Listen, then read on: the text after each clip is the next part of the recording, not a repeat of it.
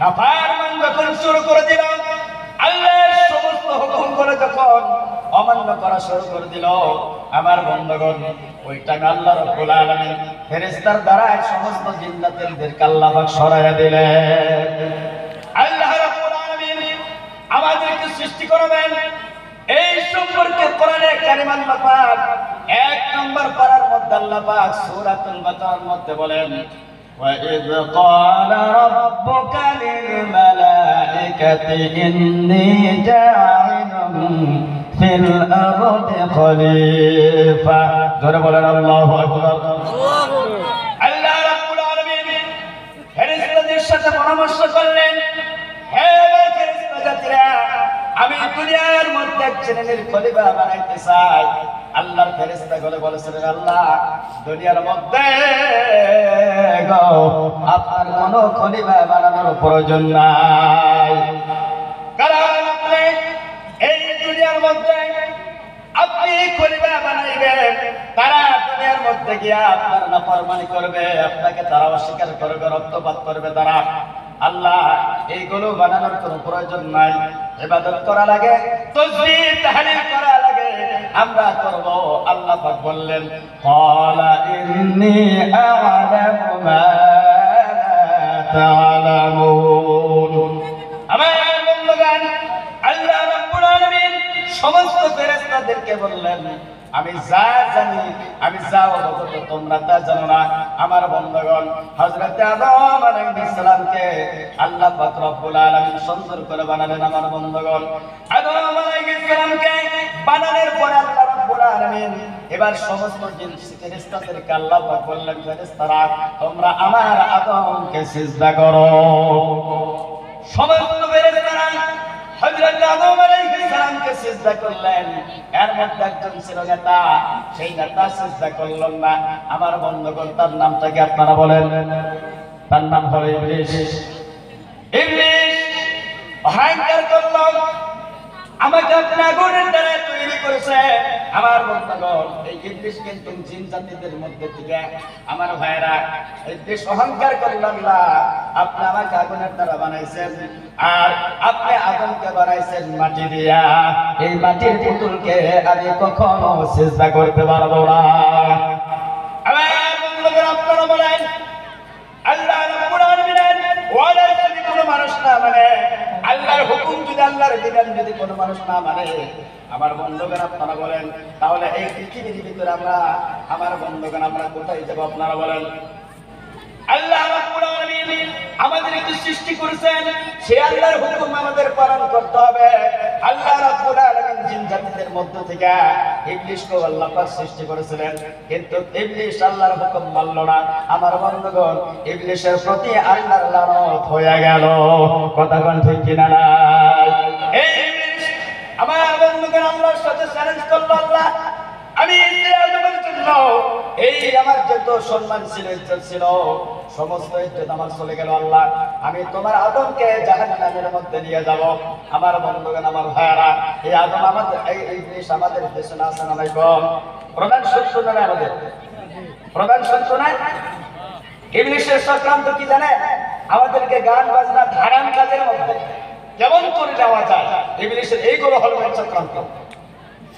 আমরা যদি ইবলিসের চক্রান্ত করে যদি দুনিয়ায় আমরা জীবন যাপন করতে হবে, কিয়ামতের দিবসে আমরা ইবলিসের সাথে জাহান্নামে যাওয়া লাগবে। জোরে নাউজুবিল্লাহ।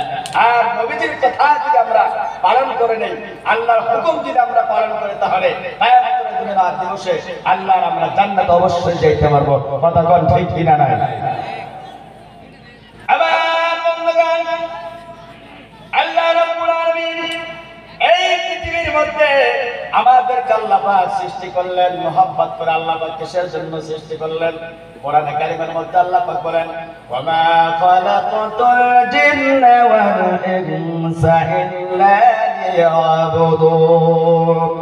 জিন আর মানব জাতিদেরকে আমি আল্লাহ রাব্বুল আলামিন সৃষ্টি করেছি, আমি আল্লাহ রাব্বুল আলামিনের ইবাদতের জন্য, অন্য কোন উদ্দেশ্যের জন্য তাদেরকে আমি আল্লাহ পাক দুনিয়ার মধ্যে দেই নাই। কথা কোন ঠিক কিনা নাই?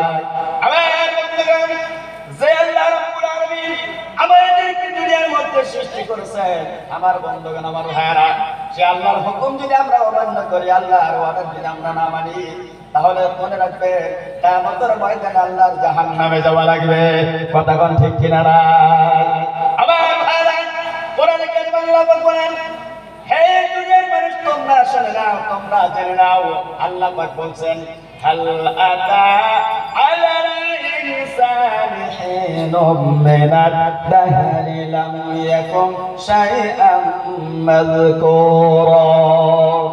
আমার বন্ধুগণ, এই পৃথিবীর যত মানুষ আছে আল্লাহ পাক রব্বুল আলামিন বলেন আমি তোমাদেরকে বিনা অস্তিত্বে তৈরি করেছি। কেমন করে?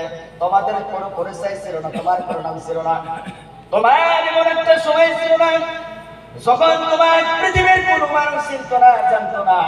আল্লাহ রাব্বুল আলামিন বলেন আমি তোমাকে বিনা অস্তিত্বে তৈরি করলাম। জোরে করে সুবহানাল্লাহ। আমার বন্ধুগণ, আমার ভাইরা, আল্লাহ রাব্বুল আলামিন কেমন ভাবে সৃষ্টি করলেন আমার বন্ধুগণ। আল্লাহ পাক কোরআনে কারিমের মধ্যে বলেন আমি আল্লাহ তোমার মা বাবার মিলন অবস্থা এক ফোঁটা নাপাক পানি গর্ভের এক ফোঁটা নাপাক পানি তোমার মায়ের গর্ভের ভিতরে জমাট রক্তে পরিণত করে দিলাম। এই জমাট রক্তকে আমি গোশত বানালাম, তারপরে কষি কষি হাড় দিয়ে একটা বডি বানালাম। তারপরে আল্লাহ পাক বলছেন ফাকাসাউনাল ইযামা লাহমা, আল্লাহ রাব্বুল আলামিন বলেন আমি তোমার মায়ের গর্ভের ভিতরে সুন্দর করে বানাইলাম। জোরে কোন সুবহানাল্লাহ। এই বাবা তোমরা শুনে নাও, আমি আল্লাহ পাক যদি ইচ্ছে করতাম তোমার মায়ের গর্ভে আমি যদি তোমাকে শেষ করে দিতাম, পৃথিবীর কোন মানুষে তোমাকে মায়ের গর্ভের ভিতরে তোমাকে বানাইতে পারতো না। আমি আল্লাহ পাক রব্বুল আলামিন সমস্ত বস্তু দিয়া তোমার মায়ের গর্ভের ভিতরে বানালাম। এরপরে দুনিয়ার মধ্যে গিয়া তোমরা আমার সাথে নাফরমানি করো, আমি আল্লাহর সাথে তোমরা কুফরি করতে চাও। কাইফা তাকফুরুনা বিল্লাহ, বান্দারে কেমন করে আল্লাহর সাথে কুফরি করো, নাফরমানি করো? তুমি তো জন্মের পূর্বে মৃত্যু ছিলা, আল্লাহ রাব্বুল আলামিন তোমাকে জিন্দা করলেন। এরপর আল্লাহ পাক বলছেন আবার তোমাদেরকে মওত দেওয়া হবে, আবার সেই মওত থেকে আজীবন তোমাদেরকে রাখা হবে না। আবার আল্লাহ পাক বলছেন তারপরে শব্দের মধ্যে বলছেন আবার তোমাদেরকে আল্লাহ রাব্বুল আলামিন জীবিত করবেন। কথা কোন ঠিক কিনা? কিয়ামতের দিবসে আল্লাহর দরবারে হাজির হওয়া লাগবে না? লাগবে না? ওই জন্য বন্ধুগণ আমার, এই পৃথিবীর ভিতরে আল্লাহ রাব্বুল আলামিন আমাদেরকে জান্নাত সৃষ্টি করলেন আমার বন্ধুগণ ইবাদতের জন্য। ইবাদত যদি আমরা না করি, আল্লাহকে যদি অস্বীকার করি আমরা বন্ধু, কিয়ামতের দিবসে আল্লাহ জাহান্নামে যাওয়া লাগবে। আর যদি আল্লাহর হুকুমগুলো আমরা মেনে নেই, সমস্ত শরীয়তের বিধান যদি আমরা মেনে নেই, তাহলে কিয়ামতের দিবসে আল্লাহর জান্নাতে আমরা যেতে পারবো। জোরে কোন কথা ঠিক কিনা?